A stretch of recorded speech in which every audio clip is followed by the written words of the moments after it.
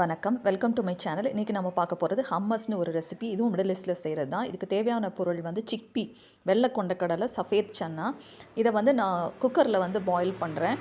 இது வந்து சால்ட்டு, தண்ணி, அதுக்கப்புறமா ஒரு 1/4 டீஸ்பூன் சோடா சால்ட் போடுறேன். அது போட்டிங்கன்னா அது சாஃப்டாக ஆகும். அதனால ஒரு 20 மினிட்ஸ் நம்ம குக்கரில் வந்து அதை பாயில் பண்ணி எடுத்து வச்சுக்கலாம். அப்போ தான் அது நல்லா சாஃப்டாக இருக்கும்.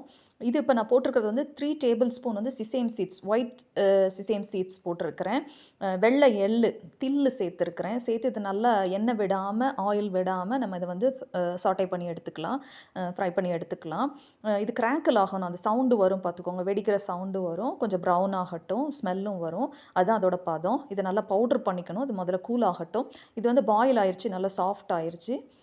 இதையும் நம்ம நல்லா நைஸ் பேஸ்ட்டாக அரைக்கணும். இப்போ போடுறது வந்து பூண்டு கொஞ்சம் ஒரு 10 பல்லு போல், ஒரு 10 கார்லிக் க்ளோவ்ஸ் எடுத்திருக்கேன் நான். இப்போ வந்து அந்த எள்ளு 1 டீஸ்பூன் ஜீரக பொடி போட்டுடலாம், கிமன் பவுடர் போட்டு, சால்ட் போட்டு இதை நைஸாக அரைச்சிட்டு வந்துடலாம்.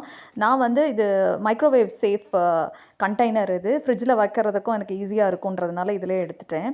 இது வந்து குக் பண்ண வேண்டாம், அப்படியே மிக்ஸ் பண்ணி வைக்கிறது தானே, அதனால் இந்த கண்டெய்னரே எடுத்துட்டேன். ஆல்ரெடி பாயில்டு ஆனது தான் இந்த சிக்பி கொண்டக்கடலையை மிக்சியில் அரைச்சிட்டு வந்திருக்கேன். நல்லா க்ரீமி டெக்ஸ்சர் வரணும் பார்த்துக்கோங்க. நம்ம பாயில் பண்ணும்போது இருக்கிற அந்த தண்ணியவே நீங்கள் யூஸ் பண்ணிக்கோங்க.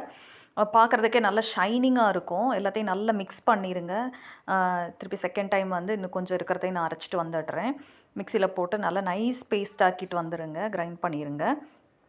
இதுக்கப்புறமா வந்து நம்ம நல்லா மிக்ஸ் பண்ணிவிட்டு இதில் வந்து ஒரு ஆலிவ் ஆயில் வந்து ஒரு 3 டேபிள் ஸ்பூன்ஸ் வந்து விடணும். இதுக்கு ஆலிவ் ஆயில் தான் கண்டிப்பாக வேணும். அதுக்கப்புறமா வந்து லெமன் ஜூஸ் 1 டேபிள் ஸ்பூன் வந்து எலுமிச்சை சாறு ஆட் பண்ணணும். அது கொஞ்சம் புளிப்பு சுவையை அதுக்கு கொடுக்கும். இப்போ நான் ஊற்றுறது வந்து ஆலிவ் ஆயிலு.